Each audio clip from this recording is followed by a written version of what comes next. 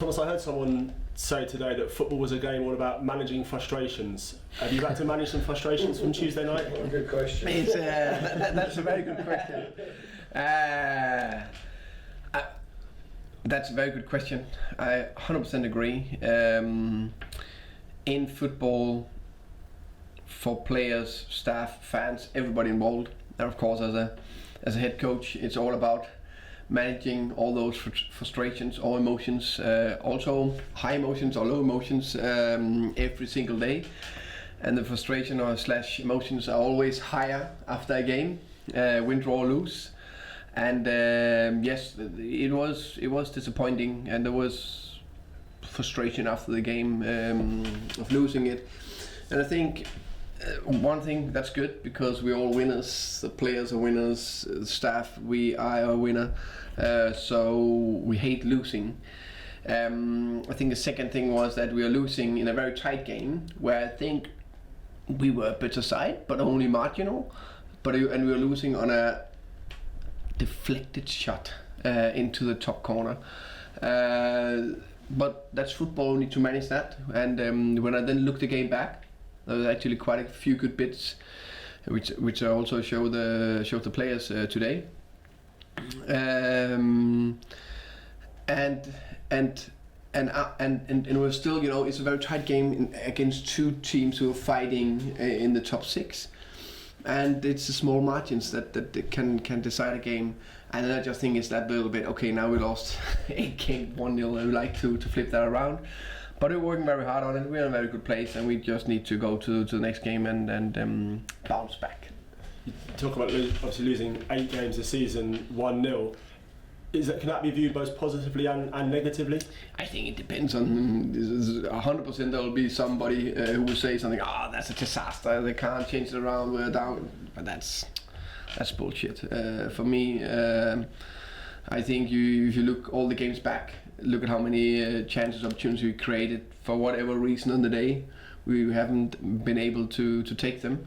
And one thing I would say we need to be better at, and we always look at that, is that we need to be more cool, more patient, stick to the plan, and if we're 1-0 down, work harder, play better. And that's what we're working on. Obviously the reverse fixture against Hull City was one where the team came back from in behind. Yeah, definitely. That was I remember Hull City did very well in that game, and I actually said that I think it could be a top 10 side this season, and I think they've done very well. I think Grant done a good job up there. I think we came back into that game, and we produced a few chances to win it actually after the 1-1 goal. But I expect it's going to be another tough game in the championship. We are playing away at Hull. I can't remember when we last time won up there. I definitely remember we were lost a couple of times, the last couple of times we've been up there. So it's another tough one, but we're ready for it, and we have that hunger and that desire. We want to bounce back on Saturday. And Hull are a side that are good on the counter. Does that make it an interesting game on Saturday as well? Yeah, definitely. I think they're one of the most interesting teams. All stats shows that as well. Going forward, I think in Bowen now there's rumours about Kusiski. They have 2 of the best wingers in the division, and they're able to create chances, especially on the counter. So I think now they play at home. I guess they need to come a little bit more out of their formation and attack. And we need to handle that. So I think we need to we just need to continue to defend very well as we've done in our good middle block, and then see if we can hit them a little bit on the counter sometimes. You touched on that defensive. I think it's 2 goals conceded in the last 4 away games. Yeah. I mean, exactly. So it's we know we are comfortable in defending. We also showed that against Nottingham Forest. It was a deflected shot, and yes, there was a half chance to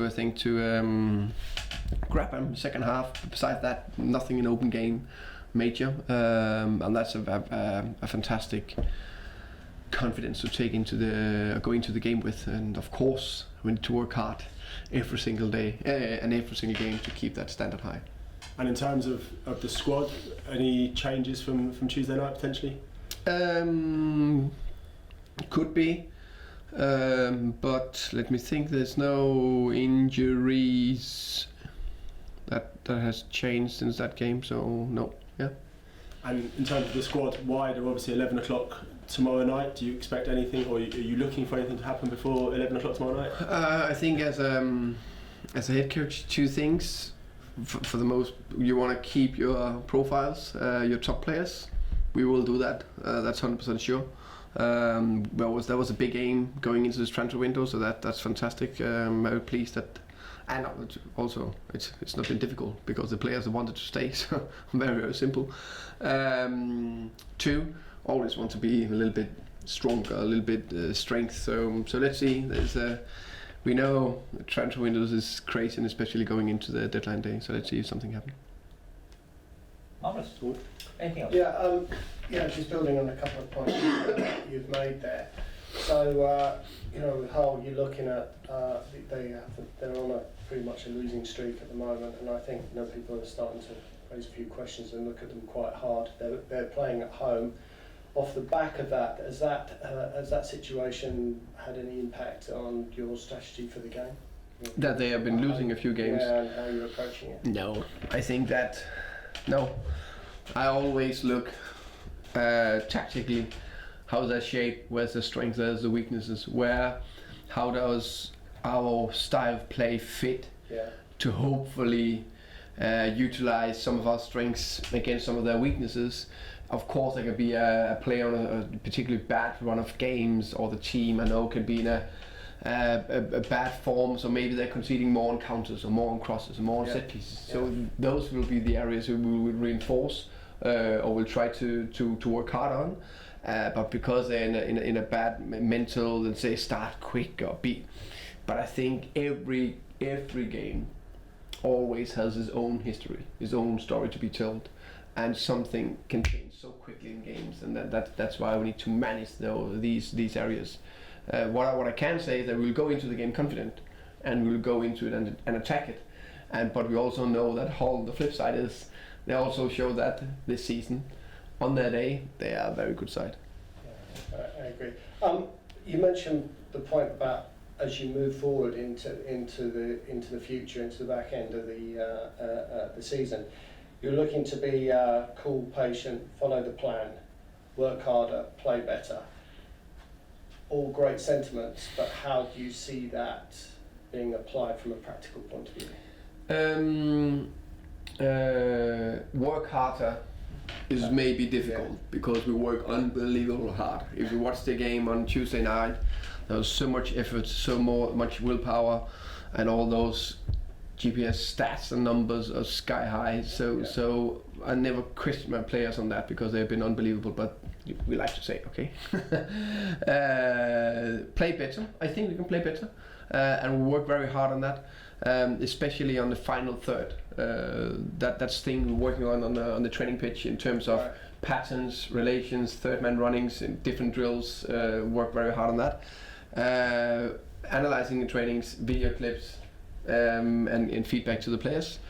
The coolness and the impatient, that's the tricky bit. But of course, it's something about also show players a little bit on their decision making, especially when they are taking decision on shooting from 30 yards where they could have passed it. Just show that, keep doing that, and keep reinforcing and speaking about when and where you could be a little bit more cool. And then it's also, of course, a bit of experience, so players and the team learn more and more. So just on that point, do you think, on those particular criteria that you mentioned there, how much of that is going on upstairs versus how much of it is a physical thing that is done on the training ground? I think the patterns and the structure we put into our team helps them take better decision on the day. The coolness, that will be something with experience and keep playing games and reflecting, so that will be a head thing, but that will still be an area that we will try to affect by talking, showing feedback and stuff like that. Okay, one final bit of a flippant question. if you'd been at home at the beginning of the season and you were clearing out the loft and you found a lantern and started to clean the lantern and a genie had appeared and said to you, Thomas, I'm going to give you the choice. You can either have a guaranteed position to be playing in the FA Cup final, or you can have a guaranteed position as in the playoffs at the end of the season. Which would you have chosen? Playoff, 100%.